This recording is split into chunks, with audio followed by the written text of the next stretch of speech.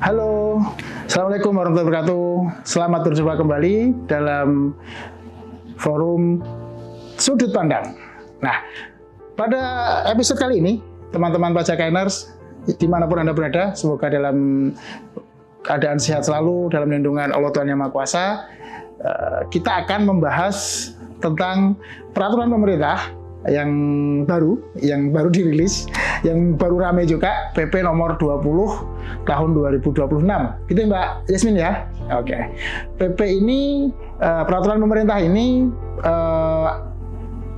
lebih mudahnya kan lagi rame-rame ini ya, adalah peraturan yang memberikan dasar untuk PPh 0,5% bagi teman-teman UMKM. Nah, itu yang sebelumnya diatur dengan PP nomor 55 ya, nomor 55 tahun 2022 itu mengalami ya dirubah, diganti dengan PP yang terbaru ini, PP nomor 20 ini. Apa-apa perubahannya, teman-teman kita diskusikan saat ini. Oke, Mbak Yasmin, yang mana? Nah, kan PP 20 ini merubah PP 55 tahun 2022. Kira-kira secara garis besar perbedaannya apa aja? Oke, sempat ramai kan bahwa ini nanti perusahaan CV, PT nggak boleh lagi pakai fasilitas 0,5%, pakainya 22% dari penghasilan bersih. Ya memang benar seperti itu salah satunya ya. Salah satunya yang berubah itu, tetapi kalau kita runtut sebenarnya bahwa perubahan ini tidak hanya dari sisi tarif, tapi dari sisi subjek pajaknya juga yang berhak untuk memperoleh tarif ini gitu ya.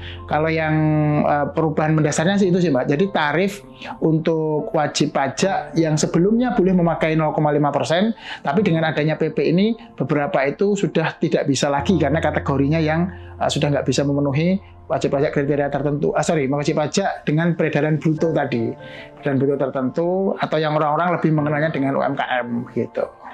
Itu sih. Oke Mas, siapa yang berhak, UMKM siapa yang berhak untuk menerima PP 20? Pasal sini ya, di peraturan pemerintah yang baru ini, teman-teman pajakaners yang masih boleh menerima ya, ini peraturan ini berlaku tanggal 22 April 2026. Jadi yang sudah terdaftar sebelumnya kan kita mengenal ada wajib pajak orang pribadi, ya ada badan usaha itu ada CV, ada firma, ada PT gitu ya, koperasi, ada yayasan, ada perkumpulan. Nah itu sebelumnya semua bisa memperoleh, tetapi dengan adanya peraturan yang terbaru ini yang memperoleh hanya 3. Ya, yang pertama satu wajib pajak orang pribadi, yang kedua PT perseorangan, jadi perseroan perorangan, jadi PT tapi perorangan kan ada ya sekarang ya, PT tapi pemberinya 1 orang aja. Yang ketiga itu koperasi. Itu ya, 3 itu aja yang nanti yang baru ya, yang baru terdaftar setelah peraturan ini berlaku. Misalnya setelah 22 April ya, yang dapat itu cuma 3 itu yang baru. Oke nih Mas, terus kenapa yang bisa dapat itu hanya 3 itu aja Mas? Ya. Jadi kenapa pemerintah mempersempit gitu? Itu tuh, karena begini, aturan yang lama ini memang agak longgar ya, agak longgar. Dalam artian bahwa misalnya begini, PT, CV itu dapat, meskipun ada batasan waktunya ya. Kalau PT itu cuma 3 tahun semenjak dia berdiri, sepanjang omsetnya kurang dari sama dengan 4,8 miliar tadi. CV juga sama, tapi Pak CV masih punya waktu 4 tahun. Sehingga kategorisasi seperti ini di aturan yang terbaru ini sudah tidak ada, karena nanti CV, PT, pokoknya yang selain yang 3 tadi lah, yang terdaftar atau berdiri setelah peraturan pemerintah ini berlaku, berarti harus menggunakan peraturan ini. Meskipun yang lama, yang kalau misalnya ada pertanyaan, yang lama gimana? Yang sudah terdaftar lama, berarti tetap menggunakan aturan lama ya, sampai dengan batasannya nanti. Oke? Oke Mas, tapi PP 20 ini apakah soal UMKM doang? Ada yang lain? Lebih banyak ke soal UMKM, meskipun ada juga mengatur misalnya tentang kalau saya tidak salah, bentar ya, saya buka nanti saya salah ngomong, mengatur tentang ini beberapa biaya-biaya yang dikeluarkan yang tidak bisa ditetapkan menjadi tidak bisa dikurangkan sebagai pengurang pajak gitu ya. Ada biaya-biaya yang dianggap sebagai ini ya, gratifikasi, suap dan lain sebagainya itu ada juga di situ tuh. Tetapi memang fokusnya yang kenapa kemarin sempat rame, sekarang kita nggak bisa pakai lagi tarif 0,5%, tapi pakainya tarif normal 22% begitu.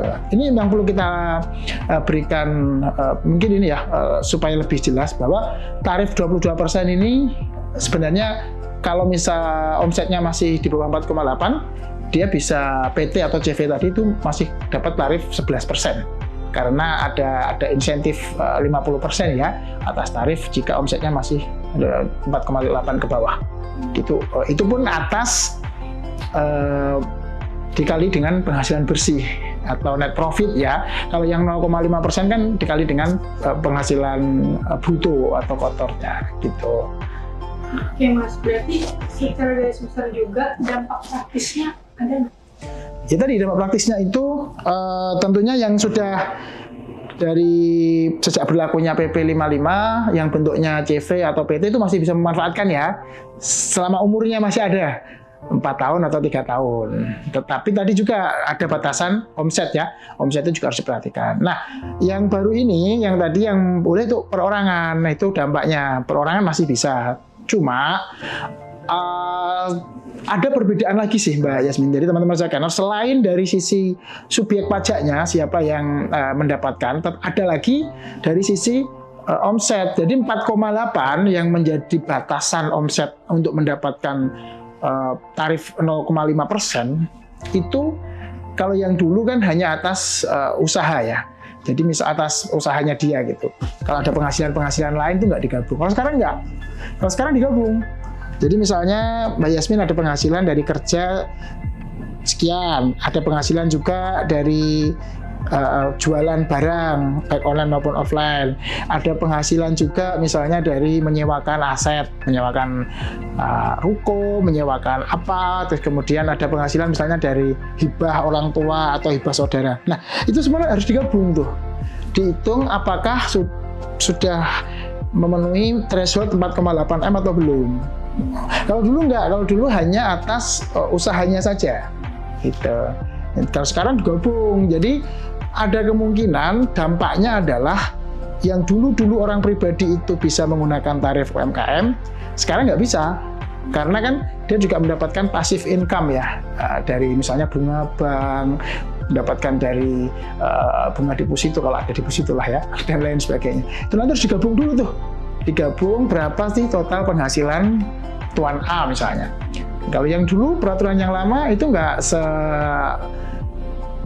serigid sekarang gitu ya, hanya atas omset dari misalnya dia punya usaha jualan sembako gitu ya, terus jualan sembako itu aja yang batasan 4,8. Jadi atas penghasilan lain yang sudah kena pajak final misalnya ataupun yang nggak kena pajak itu juga tidak menjadi dasar untuk ngitung threshold 4,8 miliar. Kalau ini dihitung, jadi kan itu secara otomatis bisa jadi orang sudah nggak bisa memakai begitu. Itu sih. Jadi selain dari sisi subjek, dari sisi omset juga harus ada perbedaan cara ngitungnya. Oke. Ada lagi yang mau didiskusikan? Oke, jadi teman-teman di peraturan di PP 20 ini kita memang ada peraturan ini yang kemudian apa ya namanya, pengetatan lah ya, pengetatan subjek pajaknya diperketat. Jadi tidak semuanya, hanya 3 orang pribadi, PT perseorangan dan koperasi yang hanya bisa memakai itu ya semenjak aturan ini berlaku. Dari sisi omset juga demikian. Jadi yang bisa kena 0,5 meskipun batasannya tetap 4,8. Dulunya juga 4,8, sekarang juga tetap masih 4,8, tetapi lebih diperluas. Penghasilan lain juga dimasukkan sehingga bisa jadi yang dulunya kena 0,5 untuk nanti setelah ini kedepannya nggak bisa pakai 0,5. Kira-kira begitu ya teman-teman terkait dengan pembahasan kita mengenai PP nomor 20 tahun 2026. Nanti kita akan coba untuk diskusikan lebih detail lagi. Tiap ada case-case yang bisa kita bahas. Ya tentunya teman-teman tetap bersama kami dalam forum Sudut Pandang. Teman-teman semuanya, terima kasih. Semoga sukses selalu. Assalamualaikum warahmatullahi wabarakatuh.